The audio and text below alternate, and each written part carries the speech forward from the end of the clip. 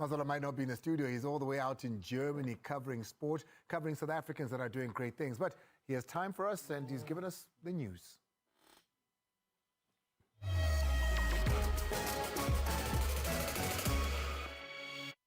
Yes, a good evening, Andile, to you as well as our viewers out at home. I've crisscrossed the countryside of Germany now in a small, tranquil city called Dainsburg as our athletes have arrived here for the athletics part of the FISU World Student Games as well. But I have been able to keep touch with what's going on back home in as far as players' movements and the coaches' movements as well. With that said, let me get straight into it. Kaizer Siema. A story we broke on sabcsport.com early on Sunday morning that he would then be unveiled as the head coach of Siwelele FC. Now, Lekgonolo Siema has penned a long-term contract, I'm told, with discussions now ongoing for Andre Arendse, who was touted for this job initially before the club was sold, to be his assistant coach. Grant Johnson could also remain. The entire technical team, in fact, as well as the medical team, could still be the same, with Siema the only person that's arriving, and maybe he might want to bring on a few, one or two of his own people as well. But I'm told Andre Arendse touted to be his assistant coach with the hope that Lekgonolo Siema will carry on up until they relocate officially to Mangaung. I'd love to hear what Dr. Khumalo thinks of this appointment by Siwelele FC. Okay. Yeah, well, I guess for Coach Lekgonolo, another leaf of Idiskitv coach again.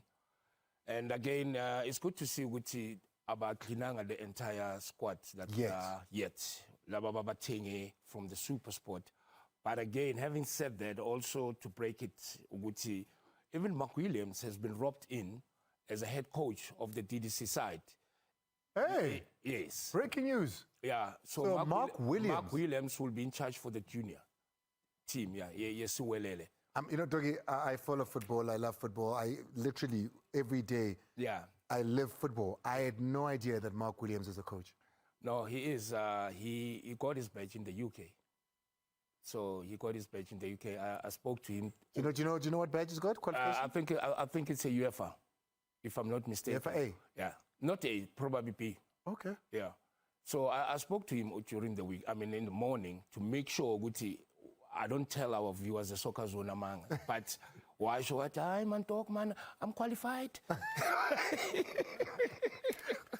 go back to Germany. Now, let's switch our attention now to Naturena. They launched a beautiful kit this morning ahead of the 2025-26 season.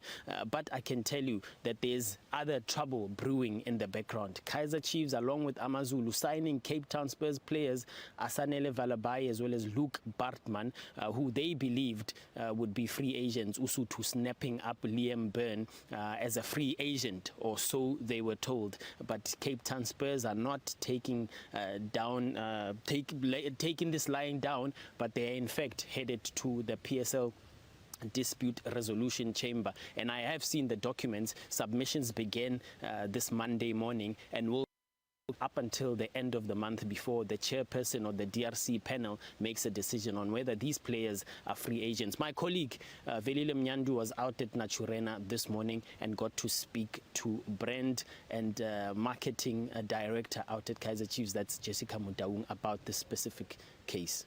I think what's important is that we are in the business of doing things in a way that's not going to interfere with other clubs. We want to follow certain procedures, and that relates to any other players that we're looking at. So we're taking a very professional approach in terms of integrating and bringing players into the team. So we'll make sure that we only make announcements when the time is right. So watch the space, but certainly we can't be engaging on players who are still with teams or are still contracted. Once there are any changes, we'll make the announcements. Is there a legal process underway? There's just a process, and that process will be followed, and once that process is done, we'll make an announcement. Now let's leave Naturena for a bit and head out to Kloorkop, where we expect that these news would be coming out over the next coming days as well. We know that they had released a couple of names, a couple of players. One to follow is KHUMALO SOCCERZONE, a winger who arrived amidst much fanfare, signing a 5-year contract, but it's not worked out. I'm told by close sources out at Kloorkop that the club is having a conversation with another counterpart in Portugal, the Portuguese top flight, to send KHUMALO SOCCERZONE back to Europe in the hope that he can revive his career because at the moment it's not gone his way at Mamelodi Sundowns. It remains to be seen then whether they can get this over the line, but it would appear that KHUMALO SOCCERZONE is not in the plans, but having signed a 5-year contract alone is the better option there at the moment, and we'll keep a close watch on that as well, even when we are here in Germany still. Let me finish off, Andile, by talking about Sekhukhune United. I'm led to believe now that they are open to offers for goalkeeper Ronaldo Lina. We know that he only really made an impact towards the tail end of the previous season with coach Eric Tinkler taking over. Now Lina also got a call up from Hugo Broos. He was in the recent Bafana squad in those 2 friendlies against Mozambique as well as Tanzania as well, getting his first cap. Sekhukhune United have goalkeepers, international goalkeepers, and they feel that Lina, having signed Tostan Sabata, might not get regular game time, but they are open to offers about this potential move that's being touted for Ronaldo Lina as well, a player that's knocking on that Bafana door. The 27-year-old is Lina there out as Sekhukhune. They're open to seeing him go. But also, there's a Godisang matter as well at Sundowns. I'm not sure which one of those two you want to tackle. Just to summarize on both of them, I think for Godisang, he has found it difficult to settle, in a strong Sundowns attacking lineup that has been very, very good. And then on Ronaldo, I think it's very sad that they will try to release a player like this. We expect our goalkeepers and doggies to get a little bit of game time.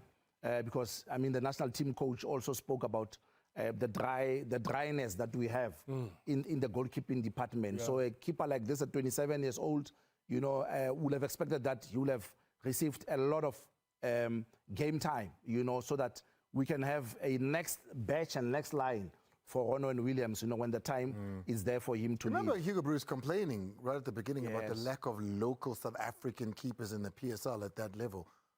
Yeah, I know.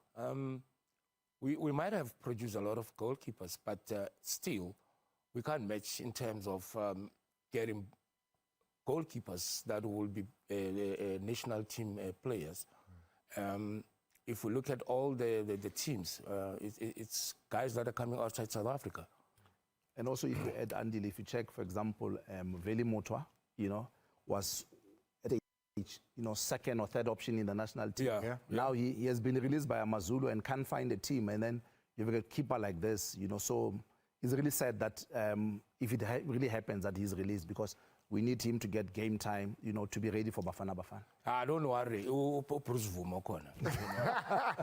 sort it out. Let's go to the MVP. We scouted and we looked across the length and breadth of all the football we had over the weekend to choose